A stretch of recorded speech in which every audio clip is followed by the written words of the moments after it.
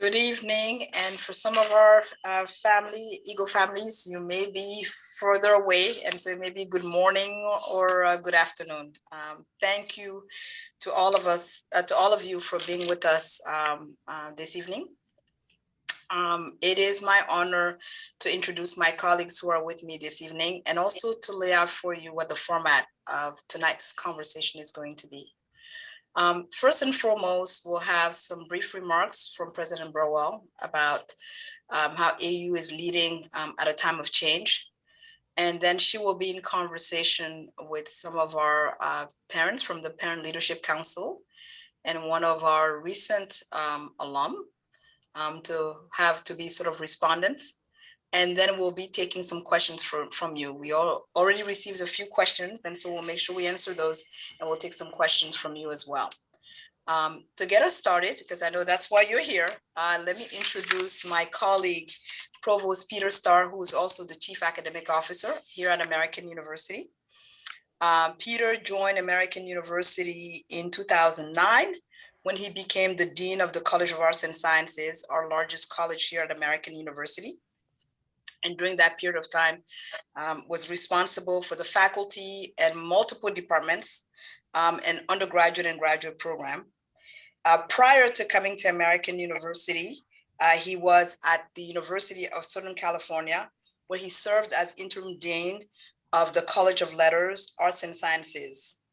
In addition to that, his academic work is as a professor of French and comparative literature. He was in that role at the University of Southern California, and he is still also, in addition to being the provost and chief academic officer, he is a professor at American University as well.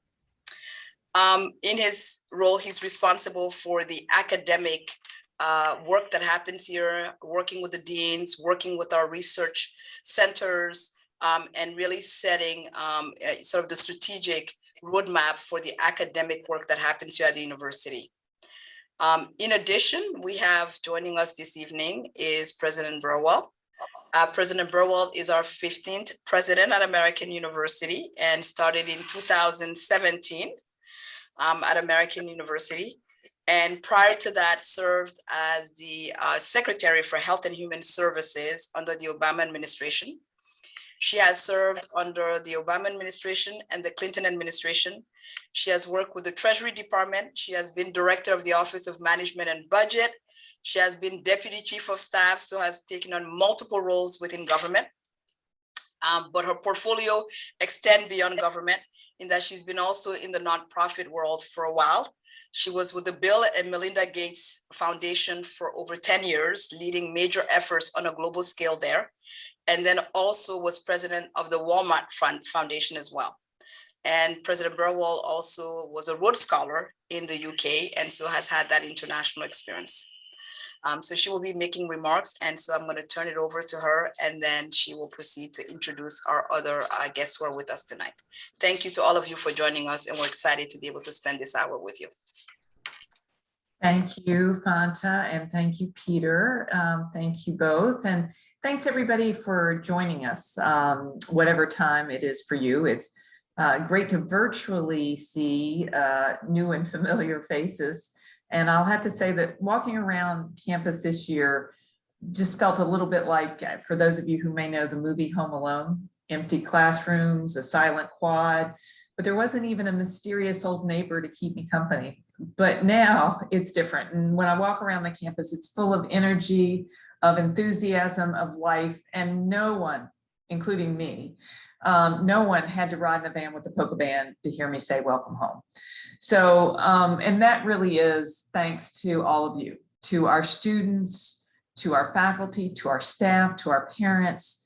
Thank you all for accepting the greatest challenge of our time and for helping us navigate the pandemic while we remain true to our purpose and our mission and safely returned to this special community face to face. And I will have to say, I've actually been preparing for this event, I feel like, for more than a year, because in the summer of 2020, we actually began planning what a return to in-person learning and residential experiences would look like. And we built our approach on 3 core principles that we decided in March when COVID first started that would guide us throughout this time. And number one was supporting the health and safety of our community. Number two was advancing our research and learning mission in the best way possible in this current context. And number three was contributing to the broader response to COVID across the DC region and really the world, in terms of we had to consider that as we made our decisions. And we were one of the first universities, I think you know, to institute a vaccine requirement for our students, our faculty and staff. And now 98% of our community members are fully vaccinated. And we built our own COVID-19 testing infrastructure. And we did that with other local higher ed entities. We are supporting the public schools in both Baltimore and DC and other community partners in using that testing infrastructure. And now we at the university are conducting more than 2,500 tests per week. And our case numbers over the first month this semester have remained low, 22, 11, 19, and 10, to give you a sense of what low means. And our community is taking these matters and our safety protocols seriously. We have to remain vigilant and continue listening to both the science and to our community, but we're on the right track. And you can see how important it is for our students to be on campus, learning in a safe environment and engaging in the AU experience that makes this university so special. So we entered the pandemic as a university on the move. We had launched our strategic plan, Changemakers for a Changing World. We saw a record number of applications in that year. We achieved the largest single year for total research funding in the history of the university, and 91% of our AU graduates were working or in grad school or both. And then the pandemic hits, and we shift gears like most of the world. We transformed our operations and made sure we continued supporting our students and delivering on our mission. And though the last year was an incredible effort that required every single member of our community, we still maintained our momentum. The pandemic showed us that even through adversity, AU changemakers accept challenges of all sizes and shapes, and they do so not only as part of their education, but as part of an embodiment of their purpose to make the change in the world that we know can't wait. And what do I mean by that? I'll just give you some examples from the past year. We advanced our leadership in areas like sustainability, inclusive excellence, and scholarship. AU was ranked number 19 by the Sierra Club on the 2021 Coolest Schools list. And this recognized not only our place as the first carbon neutral university, but also our campus arboretum, which I hope some of you have gotten to enjoy, our new 5-year sustainability plan, and the elimination of fossil fuel elements in our endowment. We completed year 3 of our inclusive excellence plan, which featured things like 48 faculty affiliates and a new executive director for our Anti-Racist Research and Policy Center, and 1.35 million raised for access and equity-focused scholarships. Our leadership is captured in 2 important new campaigns we launched earlier this year: our Challenge Accepted narrative and our Change Can't Wait comprehensive fundraising campaign. We're proud to be telling our story in new ways, engaging our community, and building AU's future. We furthered the dynamic student experience that is at the heart of an AU education. We were the number 2 producer of Boren Scholars and Fellows and produced the 2nd most Peace Corps volunteers for medium-sized schools. The Sign Institute of Policy and Politics brought global leaders, including Miami Mayor Francis Suarez, former New Zealand Prime Minister Helen Clark, and Assistant Secretary for Health, Dr. Rachel Levine, to our community, and that's just as part of our summer series. The Kogod School of Business was ranked number 8 in the nation for undergraduate international business programs by US News. And our state-of-the-art Hall of Science opened its doors. You can see it behind Peter's star. That's the picture he has up. And our community is making an impact through our purpose-driven collaborative work. CIS Professor Swaleh Siddiqui launched a national research network to study wasted food as part of a $15 million grant from the National Science Foundation. And that's the largest externally funded grant, research grant in AU's history. Now, all of this is this year. SIS Professor Robin Broad's latest book, The Water Defenders: How Ordinary People Saved a Country from Corporate Greed, is receiving rave reviews for its insightful retelling of how a community fought for its precious resource, water, in the face of daunting local and global challenges. And we recently honored one of our SIS alumni, Diane Bogdan Martin, who is the director of the Development Bureau of the International Telecommunication Union, and even more importantly, who is nominated to become the organization's first female Secretary General. Perhaps most importantly, though, we continue to build community. As we came back together this semester, we hosted our Culture Fest on the Quad and introduced students to more than 150 clubs and organizations, and had hundreds of students in the amphitheater for movie night. And yes, there's a good chance that your student has met our dog Zuzu, who is quickly becoming a fixture of the community on campus. So we didn't just stay the course, we continued forward with momentum. And I see it every day on our campus. Our students, our faculty, and our staff see the opportunity for innovation and change in every challenge and opportunity. A changing world is where change makers thrive. And that's what American University is really all about. So thank you for putting your trust in us, for bringing your change-making students to this wonderful community, and for joining us in this amazing journey. So now I'm very excited to welcome three wonderful members of the AU family who are going to continue this conversation. First, Rob Cohen, parent of Alex, who's a junior in the School of Public Affairs. Rob's a community volunteer and retired healthcare executive, including being the co-founder of the country's largest Medicare Advantage special needs plan. He's served in leadership roles on nonprofit boards and committees, including for Jewish community organizations, JDRF and ADA, educational institutions, government, healthcare committees, task forces, and many, many other not-for-profits. Suzanne Mohan is the parent of Chloe, a sophomore in our School of International Service from Atherton, California. She's a member of the Parent Leadership Council. She's a board member and co-founder of Agile Stacks and chairman of SMEL. Another person who's joined it is one of our alums, a recent alum, Yami Payano. Yami's a first-generation student, and she served as our student government president, earning her BS in economics and mathematics with a minor in Mandarin through her Gates Millennial Scholarship at American University. She is currently SignSpeak's co-founder and chief operating officer, a real entrepreneur. It's a real-time AI sign language recognition software that allows for sign language to be translated into English and vice versa. So thanks to you all, our great panel, for joining us this evening. And we'll jump right in here. And Rob and Suzanne, as parents, why don't we start with you all, parents of two current students. As you reflect on some of the remarks I made about momentum, are there examples that you all can think about how your student has engaged in areas where AU is leading in either teaching, experiential learning, research, or a particular class, faculty member, or something that spurred an interest? So whether it's internships or something, but how do you think about this question of momentum and AU? Rob, you want to kick us off? Sure. So our daughter, as you said, is a junior. The first semester when she was on campus, I mean, it was just apparent right away that the professors are purposeful, thoughtful, willing to spend time, engaging.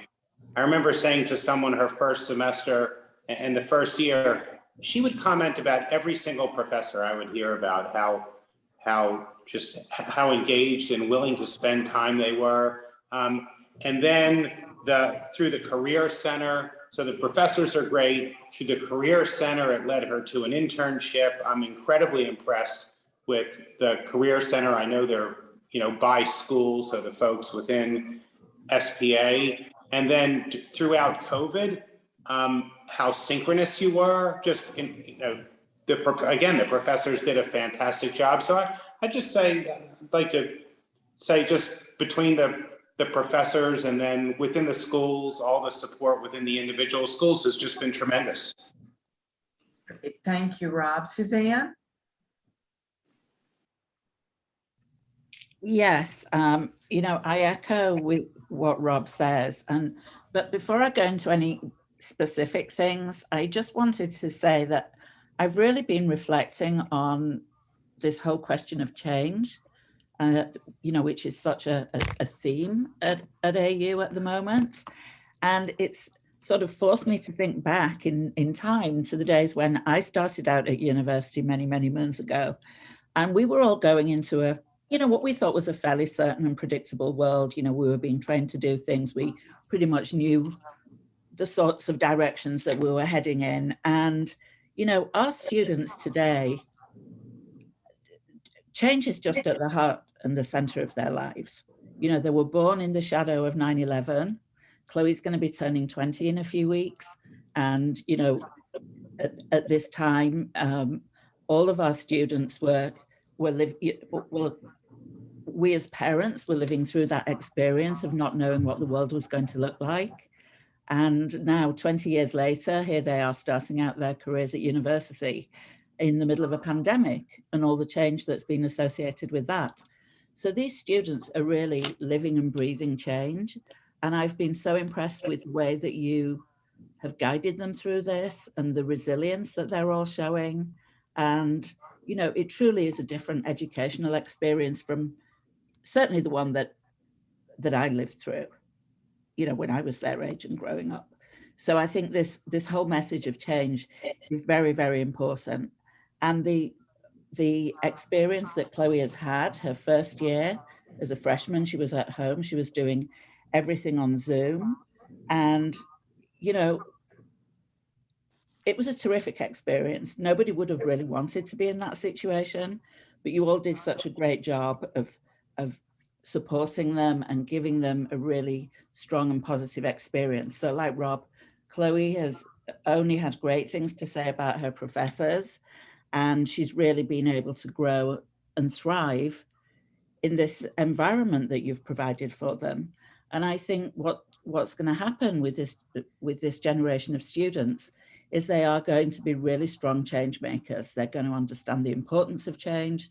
They're going to understand that, as you say, the mantra is change can't wait. It's got to happen now. She's had a couple of classes, for example, last year, she was supposed to be part of the academic cohort where she would have lived with a group of students who were studying the same subject. And her theme was legally speaking, because she wants to go on to law school. Now, of course, she wasn't able to have that experience of living together on campus, but they were still able to form that community. And I think what's been really important in her experience of AU is the community building that's happened even when everything was remote. So, you know, we really can't thank you enough for that. And it's really set her firmly on the path. Her dream has always been to go to law school. She'd like to stay on and go here. And Professor Mitchell from the business school, who ran that class, really gave a very good framework for the students who, you know, were thinking about pursuing a career in law. This year, she's had a standout class, Race and Racism, which is being so inspirational for her. And Indra and I were both very impressed as parents last week. One of our favorite things to do when we come to DC is to visit the museums.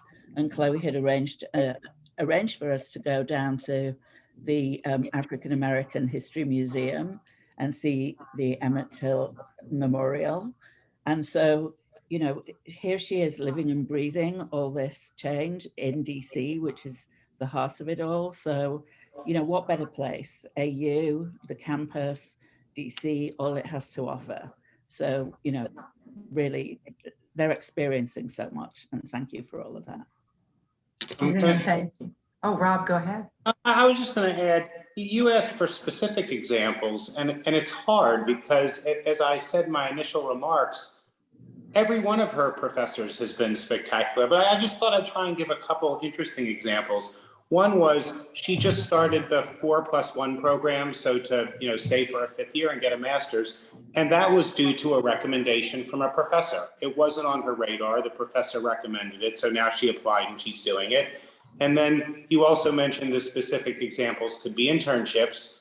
I love the way you have the employer and residence. So it's not just a job, but it's someone who's willing, you know, a high-level government official who's willing to take their time and meet with students one-on-one, not for a specific opening, but you're then on that person's radar. And so she had a one-on-one with someone from DOD who took an interest in her and followed along with her, and she got an internship at the DOD as a result of that. And another one would be, there's multiple professors she's looking to take a second class with them. So that, you know, that's a big statement in and of itself. And then when it's come to letters of recommendation, it's so easy to get them because she's so connected to the professors, and they're able to give I'm just impressed that they can say such specific things about the students. They really get to know them.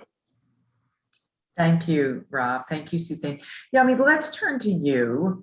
And as an alum and a Gates Scholar, a student leader, first-gen student, you have lots of things that you bring to this experience and this question. And what stands out to you about your time at AU? Well, I have to first say thank you for having me, and sort of to give a 360 view. I think that what really stood out to me about the AU experience is, first of all, congrats to all the parents that made it to this meeting. Okay, like, although this is a challenging time, I wish that, you know, my parents were able to participate in these sort of webinars, right? So as a first gen, you know, my parents had 2 jobs and couldn't make it out to these things. So congrats to all the parents that are here. So I'm pretty sure your kids appreciate you for it. And sort of 360 degree, right? I got to AU, I had no clue on sort of DC vernacular, you know, and it was so amazing to me. Sort of Fanta was one of the first people I've met on campus, right? And she took me out to lunch and we had a discussion sort of about what my goals are. And I really, the first thing that stood out to me is the people at AU challenge you to be self-aware. I think that AU is one of the few universities that truly make you think of empathy, right? Make you think about dreaming big, right? Which is a big thing in the campus. So that allowed me really to think about opportunities that I never had growing up, right? Where do I want to go besides business and law? Right? And discussing that with different professors. I think Rob and Suzanne has done a great job sort of talking about the caliber of the professors at AU, and you did as well in your sort of remarks. And that is true to my experience at AU. Then, you know, I really took a great interest in the scholarship office at AU, right? I was able to go to China on a full scholarship in the Boren Scholarship. I've been able to participate in many other sort of the PPIA program at Princeton University and sort of expanding my knowledge on sort of what if I wanted an MPP, sort of in how would that look like, right? And then really, if you really think about it, all those experience has allowed me to think in a multi-dimensional way that has allowed me to see the world from a different perspective. And as we think about change, as we think about moving forward, we have to let our children and sort of the next generation think about these puzzles and put them together, because the world looks different in these upcoming years, and it will be remarkably. And I think AU does a really good job at exposing us as students, as alum, once you're an eagle, always an eagle, to different perspectives, different points of view. And that helps you put puzzles together and add more as a leader and I think that is really what will take the next leaders of tomorrow, is to have empathy and to see things from a 360 degree. Thank you, Yami, and that aligns very much with some of the very important elements of our strategy, and whether that is inclusive excellence and how we think about others in an inclusive world, to our partnership part of our strategy, which is focused on the interdisciplinary nature of academic work, of learning, and of engagement, meaning that we think about that work across schools. We think about that work in partnering with others as well. So a very helpful articulation of some important elements of the strategy. Suzanne and Rob, I'm going to come back to you, and you all did a terrific job talking about our faculty. I know that Peter is beaming in terms of it, and they are great. I'll have to say, it's just been terrific with the students back on campus and seeing them, and they do talk about that a lot. They talk about the passion of the faculty a lot, and it's really great to hear directly from your sons and daughters. We talked about the faculty in the classroom.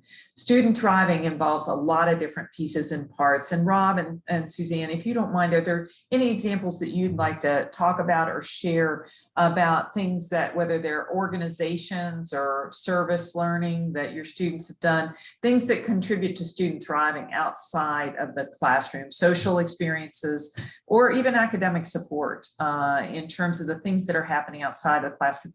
You mentioned it, Suzanne, in terms of that trip down to the museum, which a museum we're particularly proud of because it was an American University alum, Lonnie Bunch, who is the person who launched and created that museum, who is now hitting all Smithsonians. So that was a particular example for us. I don't think you actually knew how great an example that was, but are there other things, Rob, you and Suzanne want to talk about in terms of experiences beyond the classroom? Absolutely, that's easy. So it started with the onboarding in the summer before she was even there. I thought the way she was reached out to by her academic advisor was excellent to help her design a schedule. I thought the AUX course, the AU Experience course, was super well done, and I loved our daughter also, I think, as Suzanne said, participated in, I think it's called University College, so that some of those habits of mind classes were related to her major. It was done spectacularly. They took them into DC for some programs off campuses with great speakers. Our daughter absolutely uses ASAC, the Academic Support Center. She has dyslexia and some other learning challenges, and the Academic Support Center has been tremendously helpful to her. So she has, I think, 3 advisors: an undergraduate advisor, a graduate advisor, an academic support center advisor, and they all just do a tremendous job of supporting her, and everyone's just so responsive. They get back to her right away, and then programmatically, and our experiences with SPA and also co-guide, because she has a minor. Oh, that's right. She has 4 advisors. She has a minor. She has a advisor in the school where her minor is, and so yeah, programmatically, they do spectacularly. SPA overall does a great job supporting her, and then just the administration of the school, whether it's the IT department or housing. Whenever she's, there's been occasions where there's been little things where she has to send an email. I forget how you do it, but if something's not showing up right in IT in her profile, if she sends an email, it just seems to get answered and fixed right away. Thank you. Suzanne, anything you want to add there? Yeah, I mean, I don't want to repeat all the things that Rob said because, I share all those experiences. I go back to the fact that this first year was on Zoom, and yet they still managed to have a fantastic experience. So many of Chloe's high school, former high school classmates ended up taking a gap year or even dropping out of their university classes. So, I mean, you were able to really build that support and community. The academic support was first rate. It was excellent. The AUX course that Rob mentioned really helped the students to understand. I would go back even before Chloe joined the university, the visits that we had, the welcome, the understanding of what really differentiated AU from other schools and why she really wanted to come here. Everything, is more than lived up to her expectations.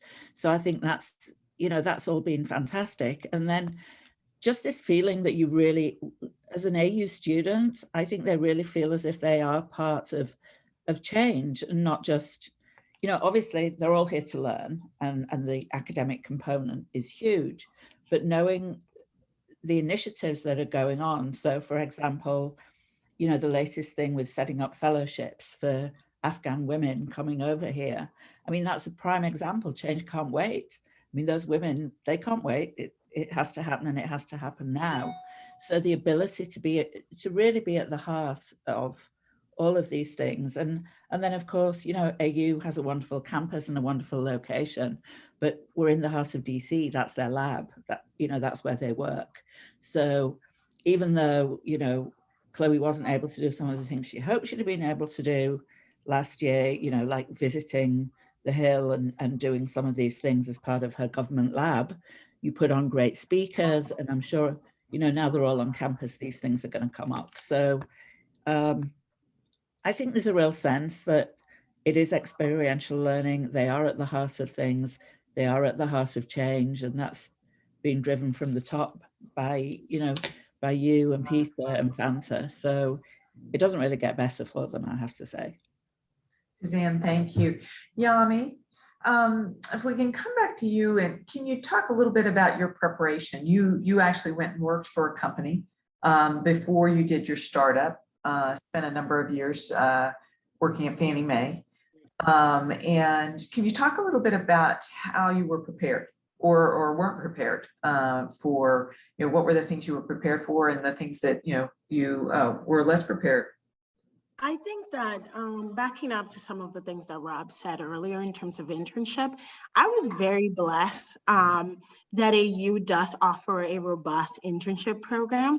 And I was able to intern at the Urban Institute and publish my first big research. Like, I was always doing things around DC. It's true what Suzanne said, DC is your lab, right? And may I say that a lot of this takes self-initiative, right? So I was able to go and ask questions and, you know, go to my professor's office hours and sort of talk about where they come from and some of their connections in DC, right? So from a very early point in my AU career, I was engaged with the professional side of DC, and I learned how to network and I learned how to talk to people. And believe it or not, as an econ and math, that is something to be proud of, right? We tend to be the geeky people at the corner. So AU really did offer me that robust experience when I was at AU. So sort of when I was interviewing at Fannie Mae, where I was a quantitative analyst and I had to do a lot of coding, sort of what really stood out to them was that I interned at the Urban Institute and that I had my research done and that they had reference from American University that they can call up and be like, is Yami a good candidate, right? So that made me stood out from the rest of the candidates. And then if I really talk about sort of what I wasn't prepared of, so I didn't take as many coding classes as I should, right? I took one Python class and that was about it.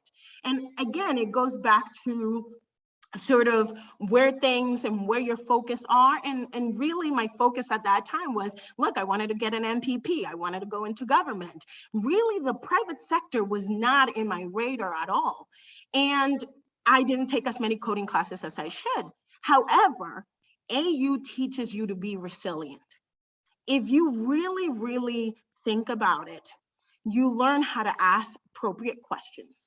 You learn how to seek and be able to understand where you are and where you want to be. So when I went into that interview for a quantitative analyst and the description was you need to learn how to code, I was very honest with my interviewer that that was not one of my skill set, but I'm willing to work hard and I'm willing to put myself forward.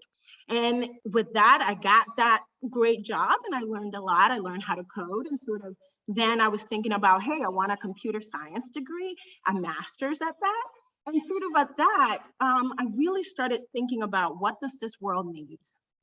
And may I say that there's no other place like AU that have made me ask really tough questions about the change and the impact that you want to do. It's not about the money at AU. People don't ask you, do you want to make a lot of money, right? The ethos of AU is what kind of change, what kind of impact do you want to do? And that sort of ethos took me all the way to sort of thinking about the gap that exists in the accessibility world, right? I was very engaged with the diversity and inclusion initiatives. I was one of the first people in your President Council on Diversity and Inclusion that is still going on. And let's be clear, you guys take the students' input like I've never seen before. There's some universities that bring you in, do a focus group, write things down, and then that's it. But you guys actually put us through the process and implementations of those initiatives, which I think is fantastic. So I then started thinking about accessibility. I met my co-founders who were actually deaf and hard of hearing, one of them. I got very engrossed in ASL and sort of the gap as we move to the future of work, right? Which has a lot of Zoom, has a lot of Google Meets. And that's sort of how we came up with the concept of Science Speak. And now we're, I got funding from Google for Startups. I've, got into one of the major accelerators here in the United States.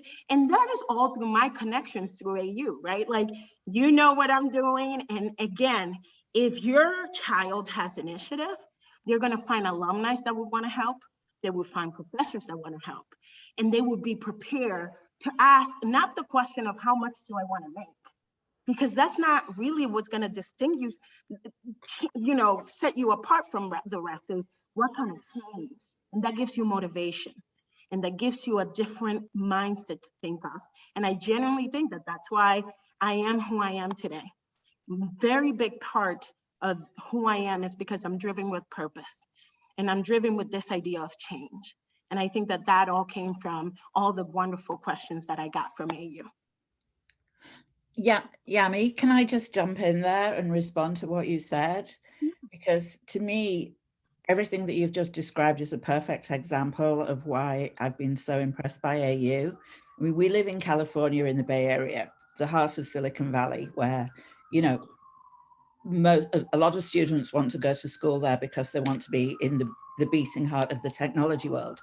But, what you're talking about here is that technology is a tool, and it's a tool for change.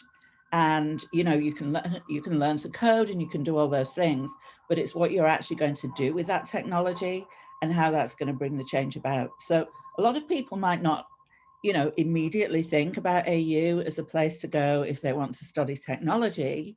But when you think about it, technology it's the vehicle that's going to allow all this change to happen. And technology is going to be at the center of, just look at all the things that are going on in the world today. Here we are, we're on Zoom. If we didn't have technology, you wouldn't have been able to keep the school running over during the pandemic. We wouldn't be able to be all meeting like this.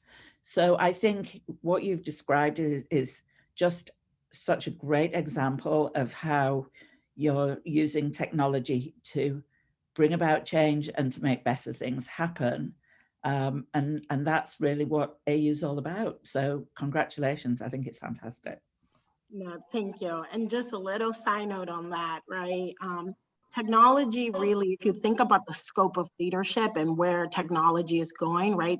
If you read about the talent war that is going out there, people are looking for empathy leaders.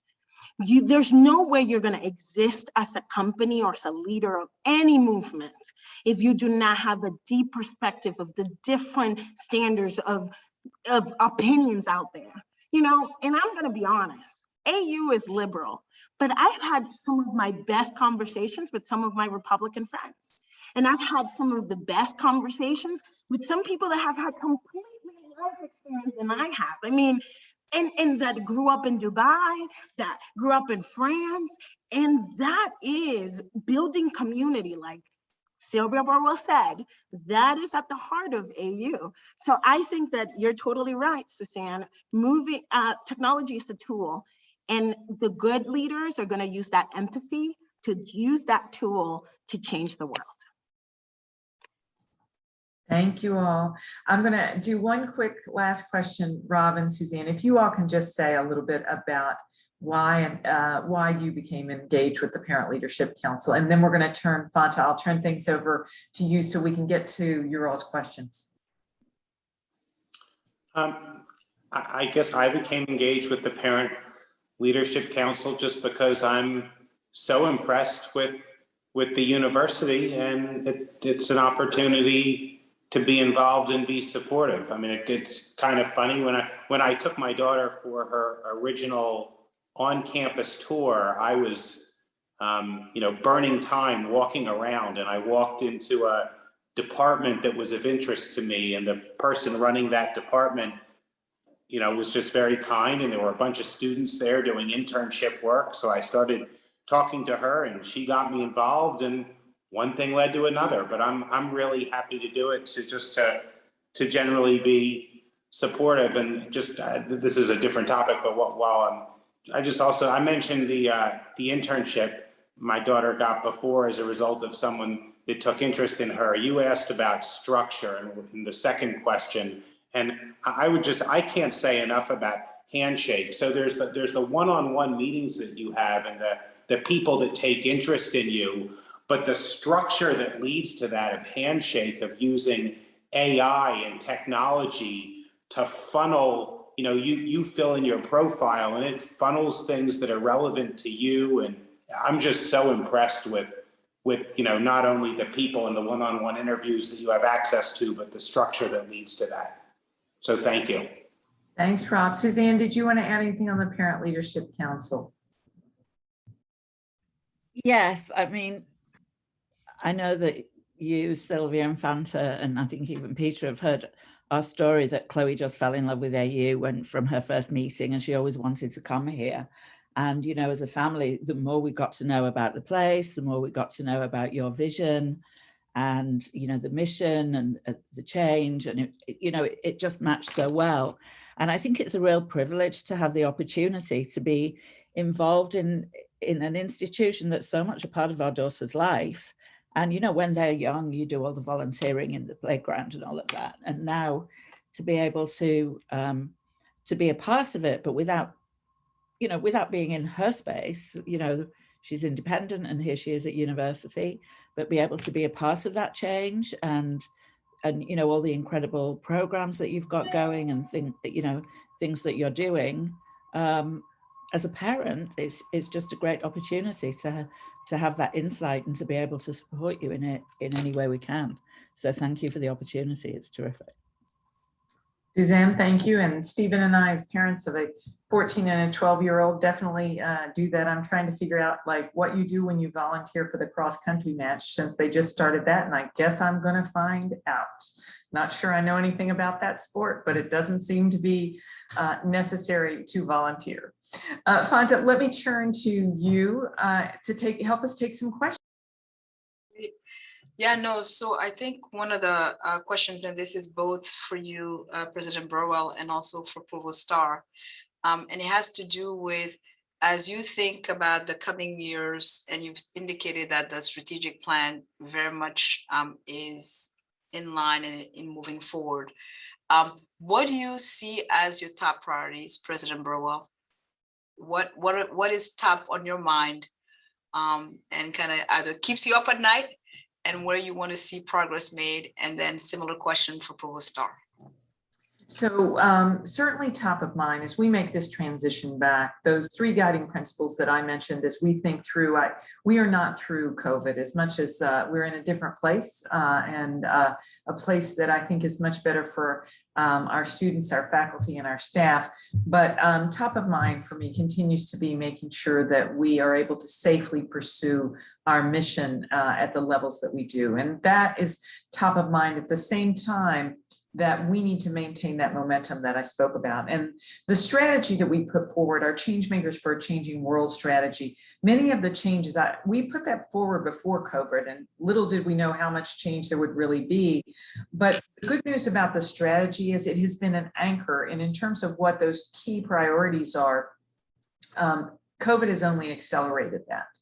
And whether those are the priorities that are listed in the strategy, and those are everything from our focus on student thriving in a changing world in terms of making sure that our students have what they need while they're here and have what they need when they leave us, in terms of some of the things that Yami described, whether that's about our scholarship and research, the grant that I just mentioned, the books that I just mentioned, making sure that we are accelerating as an institution in that creation of knowledge, our inclusive excellence work, our partnership, that multidisciplinary work. These are all the elements of our strategy.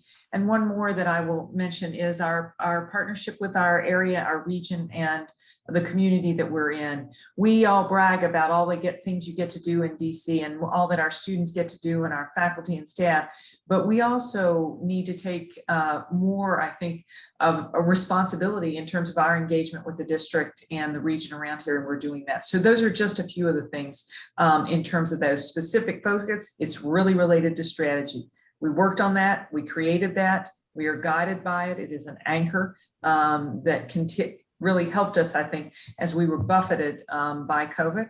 And I do continue to have COVID front of mind. As I said, I gave you all the numbers and they're going well, but please know every single day it is something that we want to make sure that we're still we're focused on that safety of our community. Peter, I'll turn to you. So I'm tempted to be flippant and say we want to graduate more people like Yami. But the parents on the call may not know is the econ math major is far and away the hardest major at American University, far and away. You add in a Mandarin minor and you've got someone truly, truly special. So Yami, worrying about standing out with a resume like that, you don't need to worry about that because that's terrific. I also want to think a little bit about some of the things Yami said about the importance of empathy, about the importance of passion and purpose.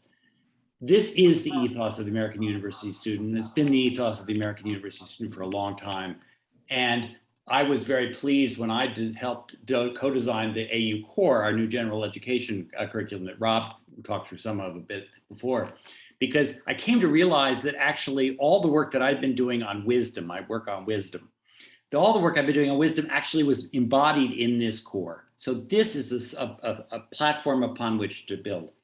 The thing I want to get and end by referencing something Sylvia was just talking about, that $15 million NSF grant. We are not known for science. We are not known for technology. I mean, coding used to be a bit of an afterthought at American University. We now have very, very serious computer science programs at American University.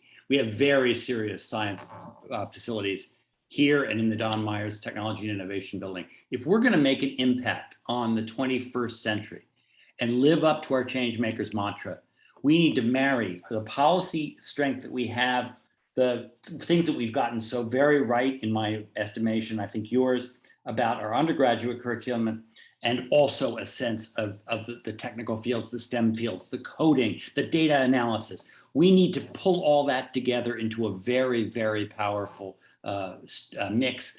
And that $15 million grant was an example of that.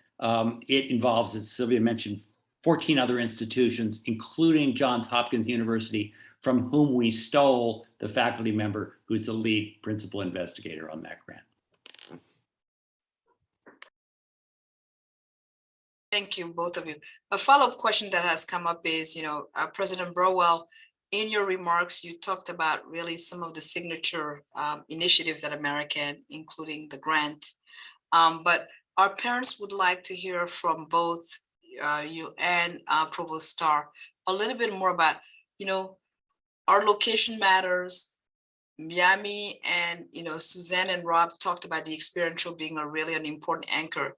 But if you were asked, both of you, where you think AU is leading, what would you say? What would be your answers to that? I think that there are a number of places that we're leading, and one of those places is student engagement. And I think that's something that you heard in terms of this engagement with our students, and whether that's the engagement that our faculty has in the classroom or in supporting them outside of the classroom or supporting them even beyond their time here at American University. I think you heard that loudly and clearly. And you hear it and you see it in things like our, in terms of, I think it's over 40% of the papers published by our scientists. These are our faculty members that are in that Hall of Science. Over 40% of those have undergraduate co-authors.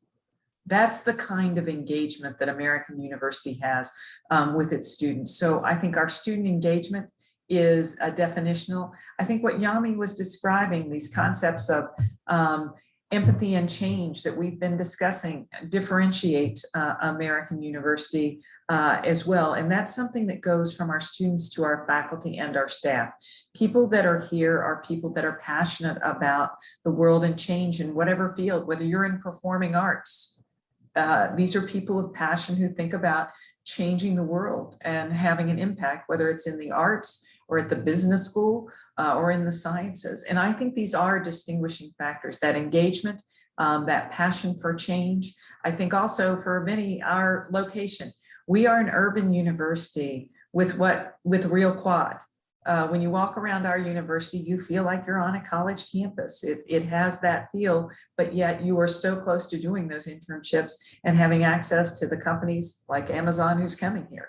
I think those are some of the important differentiating factors. And I also think it is important that the issues of inclusion have been something that we had focused on before some of the most recent crises. And I think that's a differentiator too. Peter? So I would agree with all of that.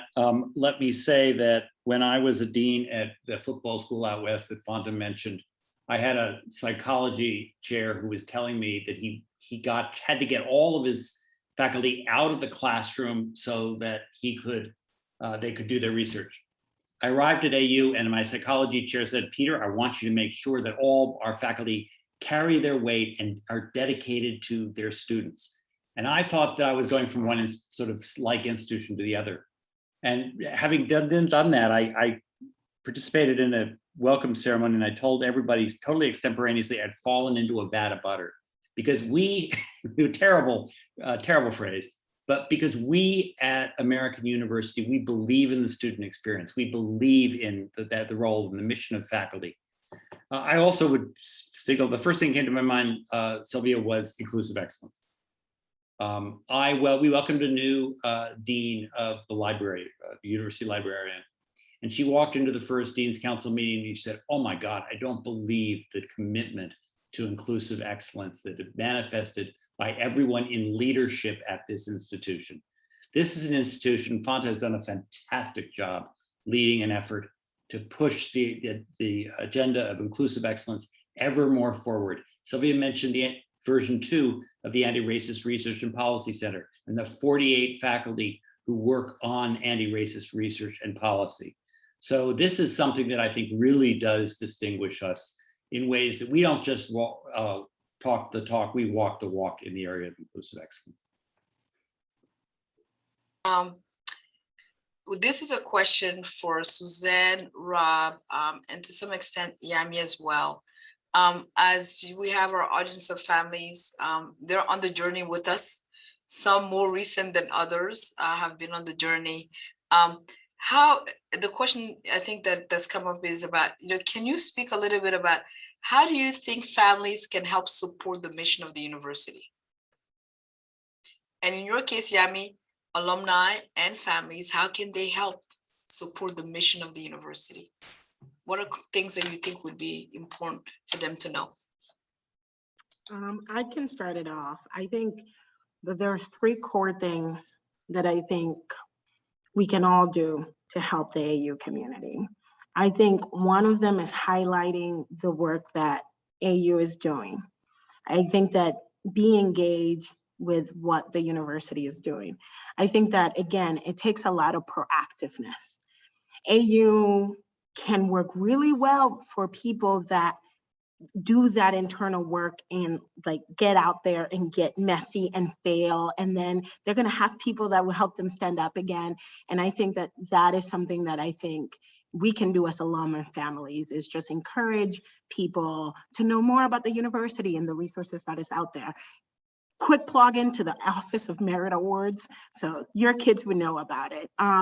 Second thing that I think people should do is to, in a way, let people explore their options once they're at AU. I think, again, I came in thinking that I wanted to be in government. I ended up in the private sector. Let people explore, be there to be a guiding hand, but really be there. And third of all, hold the university accountable. I think we all have the right, as parents, as teachers, as alumni, as to hold the university accountable. And if you see something that you don't like, say it, right? It's not what you say, it's how you say it.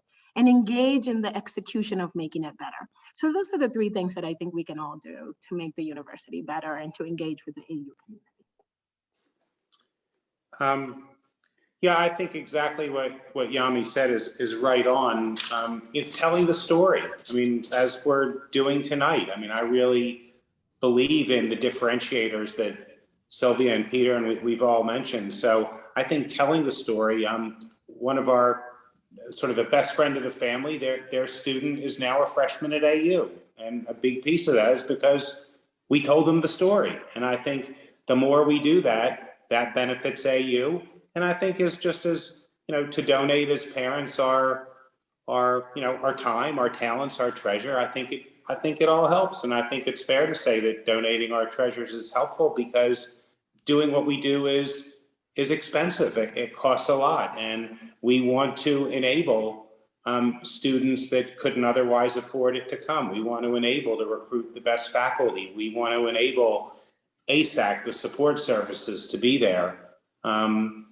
So I think there's a lot we can do, and it's our talents. I mean, some of us have expertise in certain areas that could, support the university in different ways. And so I think those are the things. I think telling the story is the biggest. And I go back to, what I said at the beginning about how things are very different now, certainly, from my days at university. And I think as parents, we can be a part of the change. I mean, our children are growing up in a very different world. I'm so impressed by their resilience, as I said before. I'm, so impressed hearing about, a real live example of somebody who's been at AU and is making a difference. So, I mean, I think it's telling the story, but I think it's also being part of the change, not being afraid. Obviously, when our kids go off to college, we want to let them spread their wings and fly and not be, on their coattails the whole time. But that doesn't mean that we can't be involved and we can't support the mission and support the values in many ways. As you say, putting time in, supporting the various programs and the various initiatives that are out there. And people can do that in different ways. But I think being involved and participating and embracing the change, I think that's the most important thing that we can do as parents. Thank you to all of you. President Burwell, you have the last word. Well, first and foremost, I want to thank our panelists, Rob, Suzanne, Yami, thank you so much. Peter and Fanta, thank you for joining us. And just a huge thank you to our families. As I said in my opening remarks, thank you for your trust. I, as a mother of a 12 and a 14-year-old, and Matthew's in a new school this year, and I just know, what it means to trust and, what it means to do that. And so it is a very big statement, and we appreciate that as an incredible starting point, and we take it very seriously. And the other thing I just want to make sure is we are serious about this concept of community, and we consider you part of the AU family. You all are Eagles. You're in the nest. That is what you are, and we welcome you. And I love what Yami said, because we welcome hearing when you have concerns too. That is a part of being in the nest. That is part of what community is. That's part of what we're trying to make sure our students understand. So thank you all for giving us time this evening. I know what that's like in the evening, or whatever time of day it is for you, because I know we have folks from around the world, which is a wonderful part of American University. So whatever time of day it is for you, thank you for your time. And we look forward to hearing more from you and seeing you as well. Thank you. Thank you, everyone.